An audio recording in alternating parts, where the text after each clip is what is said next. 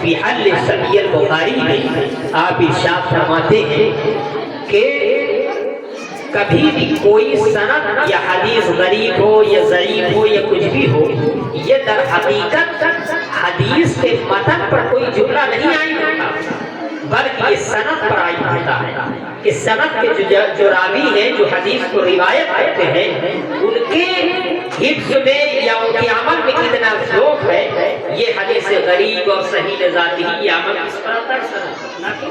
حدیث کی متن پر۔ حدیث کی متن ہمیشہ کیا ہوگی؟ یہ رسول اللہ کا کلام ہے، وہ کبھی غلط ہو ہی نہیں سکتا۔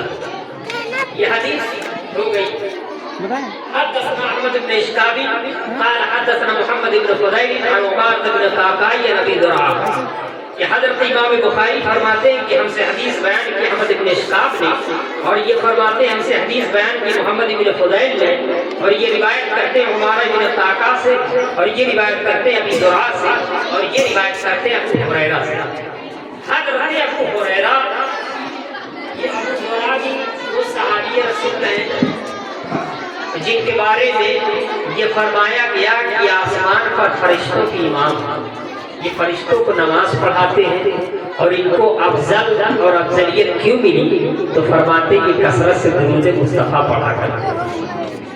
تو اب یہاں پر حضرت ابو ہریرہ جو حدیث کے راوی ہیں، آپ نے علماء سے بارہا بار سنا کہ سب سے زیادہ حدیثوں کو روایت کرنے والی اگر کوئی شخصیت ہے تو حضرت ابو ہریرہ ہے۔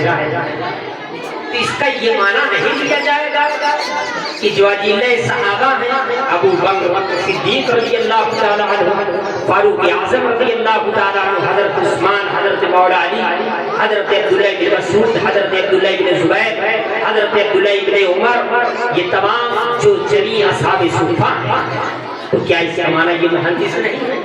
بلکہ یہ محدث ہیں، لیکن انہوں نے ان افراد کو چنا تھا کہ تم حدیثوں کو بیان کرو، اور یہ اسلامی حکومت میں اتنے ماہر رہتے تھے کہ ان کو وقت ہی نہیں ملتا تھا کہ حدیث کو بیان کر سکیں، لیکن پھر بھی حدیث بیان کرتے ہیں۔ علامہ فقیہ النقص اور مصنف فقہ الفقیہ کے مصنف نے فرمایا کہ فاروق اعظم کے دور میں جتنے بھی محدث روایت حدیث کرنے والے پائے جاتے تھے، سب اپنے اپنے گھروں میں داخل ہو گئے، نہ مسجدوں میں چلے گئے، کوئی بھی 10 سال۔ تو کہا کیوں؟ تو کہتے ہیں کہ اگر عمر کے دور میں ہم حدیث کو روایت کرتے تو عمر کا جرہ ہوتا ہماری چیز، کیونکہ حضرت عمر نے 10 لوگوں کو خاص فرمایا تھا کہ یہی مدینہ و مکہ میں حدیث کو بیان کرو گے، اس کے علاوہ کوئی حدیث کو بیان نہیں کر سکتا، کیونکہ آپ ان پر یقین کامل۔ ابو ہریرہ رضی اللہ تعالیٰ عنہ کی جتنی بھی حدیثیں نقل ہوئی، یہ سب فاروق اعظم کے دور کے بعد۔ اور حدیث حضرت ابو ہریرہ یہ ہجرت کے 7ویں سال ایمان لائے، ایسی پڑھائی جاتی ہے بخاری کو۔ ہجرت کے 7ویں سال آپ ایمان لائے، 3 سال نبی اکرم صلی اللہ علیہ وسلم کی خدمت میں رہے، صحابہ سے علم حاصل کیا، اور 3 سال نبی کی بارگاہ میں رہے۔ جب آپ ایمان لائے تو ہمیشہ نبی ہی کی بارگاہ میں رہتے تھے، سرکار ہی کی بارگاہ میں رہتے تھے۔ کبھی کبھی سرکار یہ کہہ دیا کرتے تھے کہ چلے جاؤ اپنے گھر بار بچوں کو بھی دیکھ لیا کرو، لیکن ایک مرتبہ آپ چلے گئے اور جا کے بچوں اور بیویوں کے درمیان سو رہے تھے، تو رات میں آپ کا دل اتنا نبی کے دیدار کے لیے بیدار ہوا کہ مدینہ کے راستے میں راتوں رات آپ مدینہ کی طرف چلنے لگے اور جانے لگے، اور جانے کے بعد آپ ایک پیڑ سے نبی کے دروازے مبارک کو جھانکنے لگے۔ جب فجر کی اذان ہوتی ہے تو آپ نبی کا چہرہ دیکھتے ہیں تو یہی دل میں خیال آتا ہے، اٹھا دو پردہ دکھا دو چہرہ کہ نور باری حجاب میں ہے۔ اللہ اکبر۔ امام حضرت ابو ہریرہ حدیث سنتے تھے، آپ کے ذہن سے حدیثیں نکل جاتی ہیں، بھول جاتے تھے۔ ایک مرتبہ کیا ہوا کہ آپ نے نبی کی بارگاہ میں شکایت کی، یا رسول اللہ میں جو بھی سنتا نصیب بھول جاتا، یا رسول اللہ مجھے کچھ عطا فرمائے۔ تو نبی نے فرمایا چادر بچھا دو، ایک روایت میں ہے کہ دامن پھیلا دو۔ تو تو معلوم چلا کہ اللہ کے حبیب اتنی بڑی نعمت عطا کرنے والے تھے کہ وہ مٹھی میں نہیں آ سکتی تھی، اس لیے چادر بچھانے کو فرمایا، چادر بچھا دی۔ روایت میں ہے کہ سرکار لب بنا بنا کے 3 مرتبہ اس میں ڈالے، تو حضرت ابو ہریرہ نے اس کو اپنے سینے سے لگا دیا تو فرماتے فما نسیت بعد شیئا ما سمعت بعده رسول اللہ صلی اللہ علیہ وسلم، کہ اس کے بعد میں نے کوئی حدیث میں بھولا ہی نہیں جو رسول اللہ صلی اللہ علیہ وسلم سے پوچھی۔ کون کہتا ہے نہیں دیتے نہیں، کون دیتا ہے دینے کو پوچھا، دینے والا ہے سچا ہمارا نبی۔ اگر نبی کو اختیار نہیں ہوتا، یہاں سے تیابنا محاویہ گرا نہیں، اگر اختیار نہیں ہوتا تو نبی فرماتے کیوں مجھ سے مانگ رہے ہیں چیز، میں کیسے دے سکتا ہوں؟ لیکن حضور تاج شریعہ فرماتے جہاں بانی عطا کر دے، بھری جنت ہبا کر دے، نبی مختار کل ہے جس کو جو چاہے عطا کر۔ حضرت ابو ہریرہ رضی اللہ تعالیٰ عنہ کی یہ شخصیت ہے، تو آپ فرماتے ہیں قال النبی صلی اللہ علیہ وسلم، کہ اللہ کے نبی صلی اللہ علیہ وسلم نے ارشاد فرمایا کلیمتان، یہ نحو و صرف والا نہیں ہے کلمہ بلکہ لغت والا ہے، نہیں کسی کو اور وہ جو ہے تاکہ 7 قسمیں ہیں 6 قسمیں ہیں، تو تائے مہدریہ بھی نہیں ہے یہ، جیسے لا الہ الا اللہ محمد رسول اللہ یہ کلمہ ہے، 2 کلمے ہیں، تو ایسا نہیں کہا جائے گا کہ کلمات طیبہ پڑھیے، بلکہ یہی کہتے ہیں کہ کلمہ طیبہ پڑھیے۔ کلمتان یہ مبتدا ہے، مؤخر ہے، اول ہے اور نکرہ ہے، یہاں پر ترجمہ یہی کیا جائے گا 2 عظیم شان کلمے ایسے ہیں حبیبتان الی الرحمن، جو اللہ رب العزت کو بہت پیارے ہیں، بہت پیارے۔ تو معلوم چلا کہ بندوں کو جو نعمتیں ملتی ہیں یہ بندے کی عمل ان کی کسب سے نہیں ملتی بلکہ رحمان کی رحمت سے ملتی ہے، رحمان کی رحمت سے ملتی ہے۔ اور جب تک اللہ کا فضل اس میں شامل نہ ہو تو وہ چیز چاہے جتنی نمازیں ہو، روزے ہو، زکوٰۃ، جب تک اللہ کی رحمت شامل نہیں ہوگی وہ قبول نہیں ہو سکتی۔ ایک روایت میں آیا کہ لا تدخل الجنت الا رحمتی، کہ میری رحمت کے بغیر کوئی جنت میں داخل ہو ہی نہیں سکتا۔ تو معلوم چلا کہ اللہ کی رحمت شامل حال یعنی حال ضروری ہے۔ اور ایک روایت میں یہ بھی آیا کہ آخری بات عرض کر دوں میں، ایک روایت میں یہ بھی آیا کہ ایک شخص جو ہے بہت نمازی تھا، پرہیزگار تھا، قرآن کی تلاوت کرتا تھا، سب کچھ تھا۔ اس کے بعد جب وہ دنیا سے رخصت ہوا تو خدا کی بارگاہ میں جب فرشتے اس کو لے جائے گا، چل کو جنت میں لے جائیں، تو اس نے یہ کہا کہ مجھ کو اللہ کے فضل کی ضرورت نہیں ہے بلکہ میں اپنے عمل سے چلا جاؤں گا۔ تو اللہ نے فرمایا کہ چھوڑ دو اس کے عمل سب لوگ، اور جو میں نے اس کے سر میں بال عطا فرمائے وہ بال توڑو۔ میزان میں ایک طرف بال رکھ دیا گیا، دوسری طرف اس کے زندگی کے سارے عمل رکھ دیے گئے۔ جب تولے گئے تو اللہ کا پیدا کردہ بال اس کے عمل سے بھاری۔ معلوم چلا کہ جو بھی چیزیں ملیں گی نعمت کی صورت میں وہ رحمان کی رحمت سے ملیں گی، بندے کے عمل اور کسب سے نہیں ملیں گی۔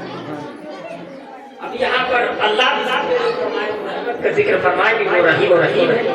خفیفتان علی اللسان، وہ زبان پر بہت ہلکے ہیں، یعنی جو اللہ کو محبوب ہو وہ مشکل ہوتی ہے لیکن یہ محبوب ہے۔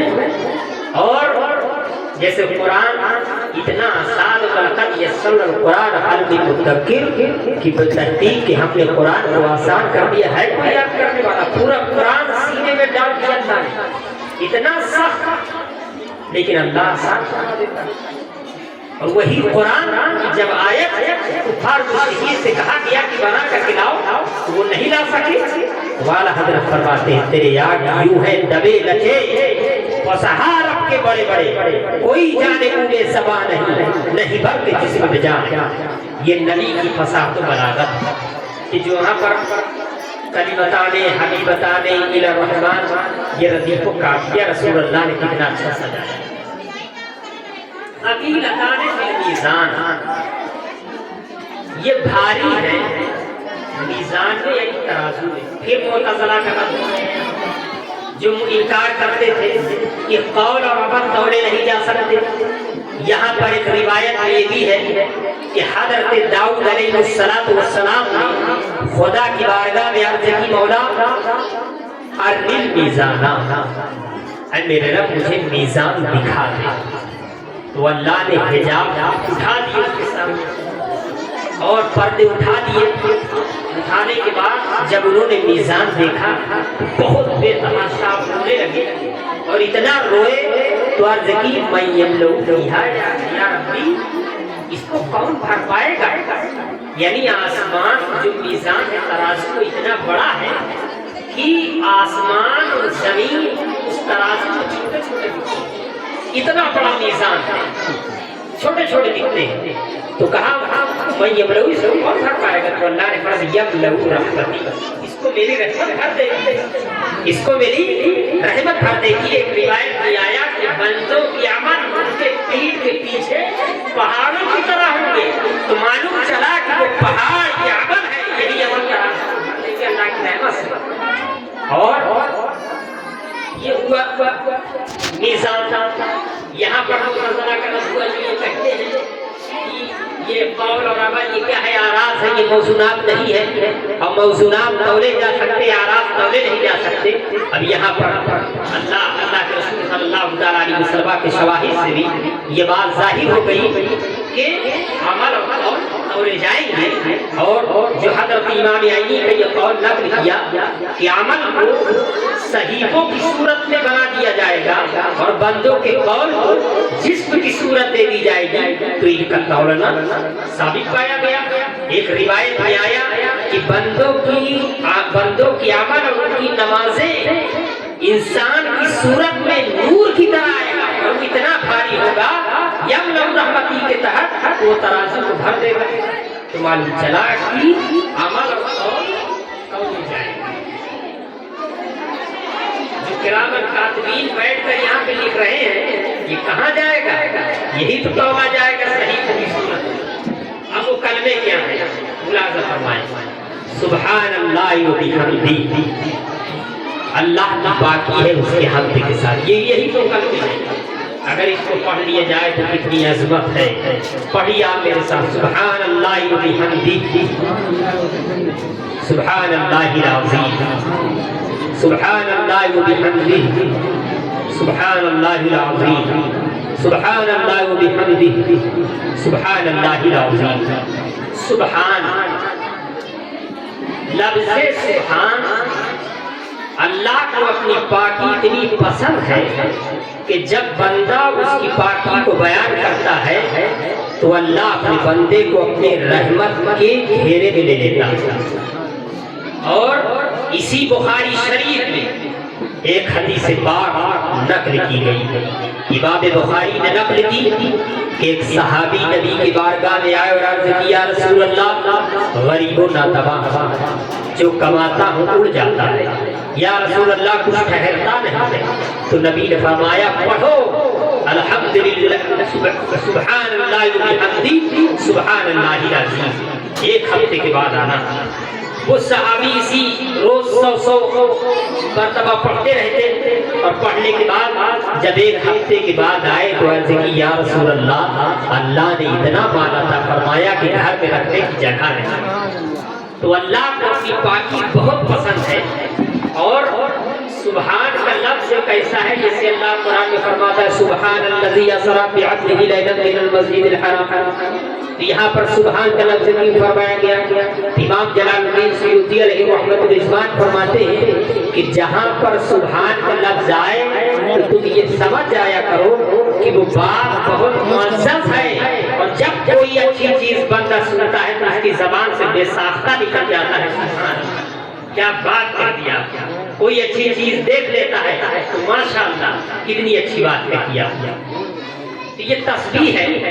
اس حدیث پاک سے اس بات کا علم ہوتا ہے کہ تسبیح کا ثبوت ملتا ہے جو افراد یہ کہتے ہیں کہ تسبیح ہی پڑھنا نہیں چاہیے، تو لہٰذا تسبیح کا بھی ثبوت ملا۔ ثقیلتان فی المیزان، یہ اللہ کی رحمت سے بھرے جائیں گے۔ لہذا میں آپ سے اس حدیث پاک جو پڑھی گئی اس میں کسی طرح کی خامیاں غلطیاں لغزشیں ہوئی ہوں اللہ رب العزت ان کو بخش دے، دعا فرما دے۔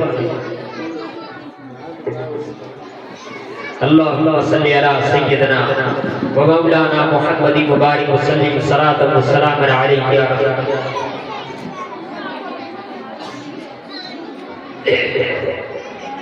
میں معلمات حضرات سے گزارش کروں گا کہ ایک مرتبہ پھر سے اس حدیث پاک کو ورد کرتے قول کے ساتھ پڑھیں۔ باب قول اللہ وندع الموازین القسط لیوم القیامة وان اعمال بنی آدم وقولهم یوزن۔ وقال مجاہد القسطاس العدل بالرومیہ ویقال القسط مصدر المقسط وهو العادل واما القاسط فهو الجائر۔ اللہ رب العزت کا یہ قول وندع الموازین القسط لیوم القیامہ کہ ہم قیامت کے دن انصاف کے میزان قائم کریں گے، وَأَنَّ أَعْمَالَ بَنِي آدَمَ وَقَوْلُهُمْ يُوزَنُ کہ جس میں بنی آدم کے اعمال اور ان کے قول تولے جائیں گے۔ وقال مجاہد، اور حضرت امام مجاہد نے فرمایا القسطاس العدل بالرومیہ کہ یہ قسطاس رومی زبان میں بھی استعمال ہوا ہے جس کا معنی عدل آتا ہے۔ وَيُقَالُ القسط